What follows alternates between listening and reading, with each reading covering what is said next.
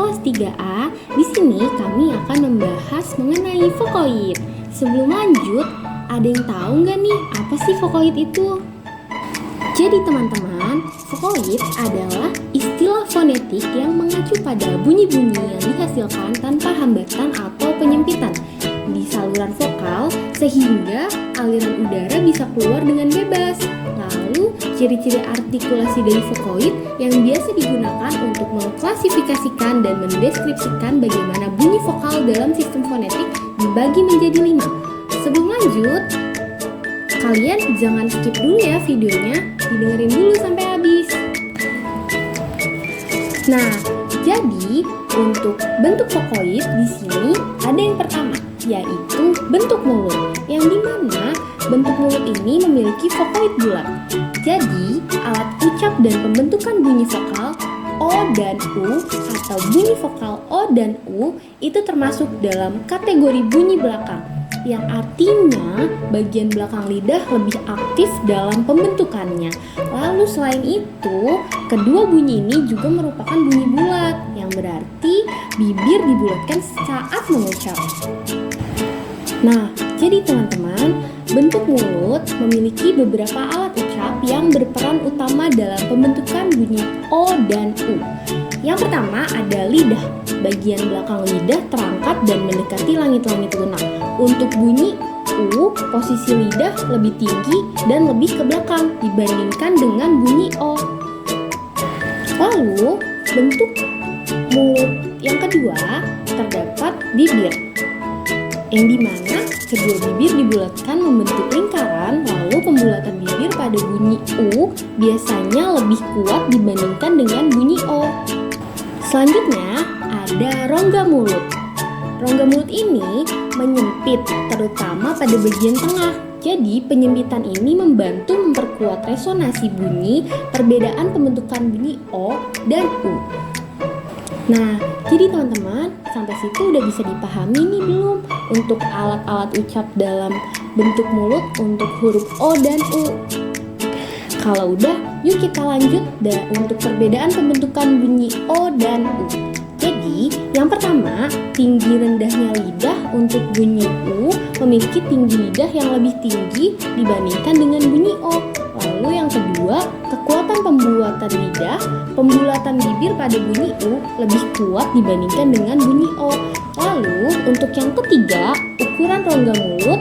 Rongga mulut untuk bunyi U dia cenderung lebih sempit dibandingkan dengan bunyi O. Nah, vokoid juga memiliki vokoid tidak bulat. Jadi, alat ucap dan proses pembentukan bunyi vokal I dan E, bunyi vokal I dan E dia termasuk dalam vokal depan, di mana mereka melibatkan pergerakan bagian depan lidah. Keduanya juga tergolong sebagai vokal tak bulat, di mana bibir tidak membentuk lingkaran saat bunyi dihasilkan. Untuk alat ucap dalam bunyi I dan E, dia memiliki pembentukan juga. Yang pertama ada lidah. Untuk bunyi I, bagian depan lidah terangkat mendekati langit-langit keras dan hampir menyentuhnya. Sedangkan pada bunyi E, bagian depan lidah juga terangkat, tetapi tidak setinggi posisi pada bunyi I. Yang kedua, bibir. Saat mengucapkan I, bibir ditarik ke samping atau direntangkan sehingga membentuk posisi datar. Sedangkan untuk bunyi E, bibir juga direntangkan namun dengan intensitas yang lebih ringan dibandingkan I. Yang ketiga, rongga mulut. Pada bunyi I, rongga mulut menyempit karena posisi lidah yang lebih tinggi. Sementara untuk bunyi E, rongga mulut sedikit lebih terbuka dibandingkan I karena posisi lidah yang lebih rendah. Selanjutnya, perbedaan utama pembentukan bunyi I dan E. Ada 3. Yang pertama, tinggi lidah. Pada bunyi I, lidah berada pada posisi lebih tinggi dibandingkan dengan E. Yang kedua, bibir. Posisi bibir lebih tegang dan direntangkan pada bunyi I daripada bunyi E yang lebih rileks. Yang ketiga, ukuran rongga mulut. Pada rongga mulut lebih sempit saat mengucapkan I, sedangkan pada E, rongga sedikit lebih terbuka. Berikutnya, vokoid, posisi lidah. Istilah dalam fonetik yang merujuk pada bunyi yang dihasilkan oleh aliran udara yang melewati pita suara tanpa hambatan berarti biasanya menghasilkan suara yang berhubungan dengan vokal. Dalam hal ini, posisi lidah sangat berperan penting dalam pembentukan bunyi vokoid. Yang pertama, vokoid atas atau vokal tinggi. Lidah berada di posisi tinggi atau dekat dengan langit-langit, namun tidak sampai menyentuhnya. Contohnya huruf I seperti pada kata bibi, huruf U seperti pada kata ibu. Yang kedua, vokoid tengah atau vokal tengah. Lidah berada di posisi menengah, tidak terlalu tinggi namun juga tidak terlalu rendah. Contohnya huruf E seperti pada kata beda, lalu pada huruf O seperti pada kata bodoh. Yang ketiga, vokoid rendah atau vokal rendah. Lidah berada di posisi rendah atau jauh dari langit-langit mulut. Contohnya huruf A seperti pada kata baba. Berikutnya, vokoid lamanya pengucapan. Perbedaan ini dapat mempengaruhi makna dan pemahaman dalam bahasa. Vokoid berdasarkan lamanya pengucapan terdiri dari dua vokal. Yang pertama, vokal pendek dan vokal panjang. Contohnya pada vokal pendek yaitu A, I, U berdurasi singkat.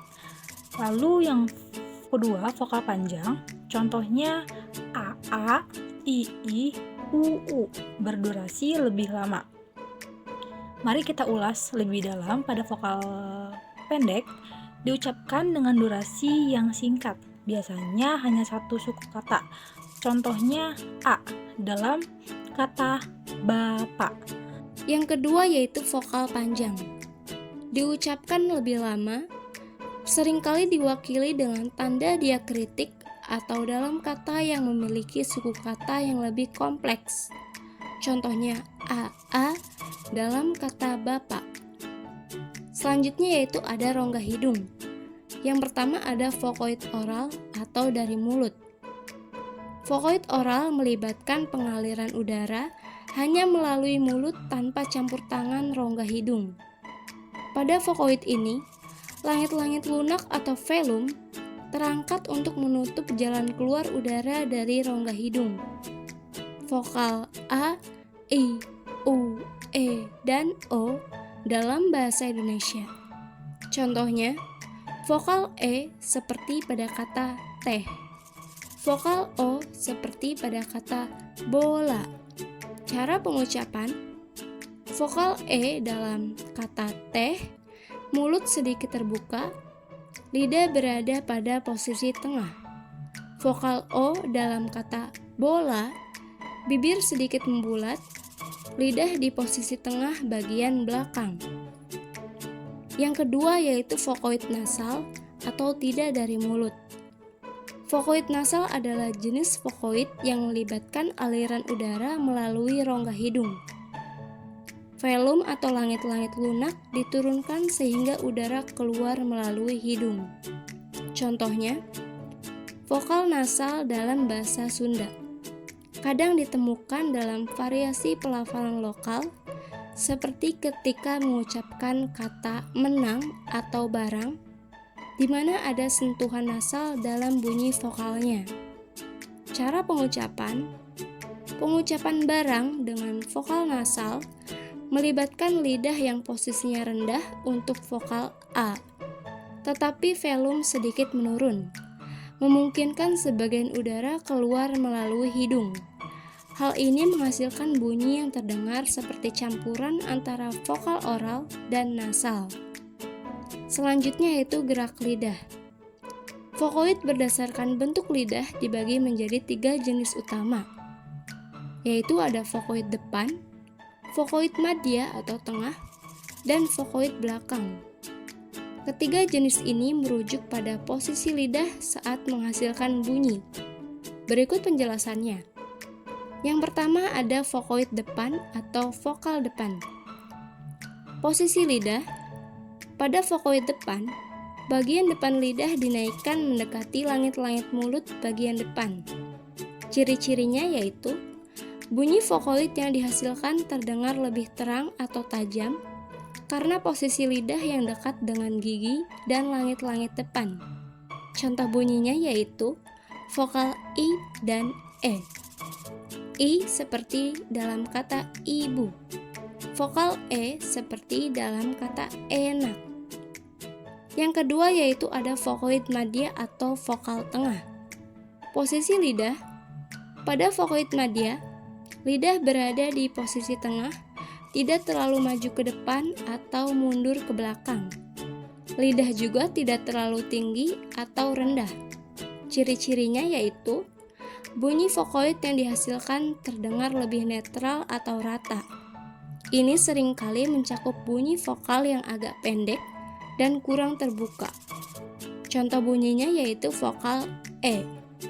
Vokal E seperti dalam kata teh.